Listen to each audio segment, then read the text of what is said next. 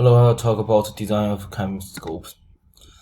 And this telescope is infrared radio telescope. Its main body with four semi-cylinders, and each semi-cylinder has 256 antennas, which all the dual polarization. For the it's totally got 4 cylinders, and so which means it can receive the 2048 signals, and it's also got have the low noise amplifier. Is something can amplify the data and sounds to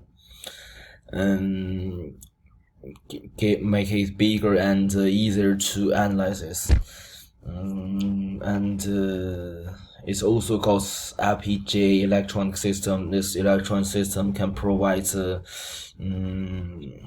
ability to help this telescope to calculating the very complex data and to analyze it. Next, I will talk about EM sculpture. For the CHIME telescope, it's got 400 to 800 MHz. The EM sculpture is alternating currents. Alternating currents will be produced an alternating magnetic field in the surrounding space,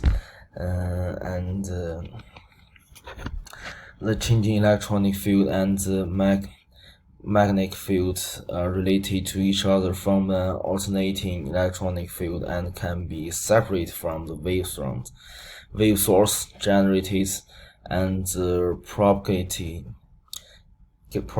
far away. The EM sculpture from the low to high list, which is radio waves, microwaves, infrared, visible light, ultraviolet, X-ray, and gamma ray. For the CHIME telescope, it uses radio waves to analyze and to supervise the universe.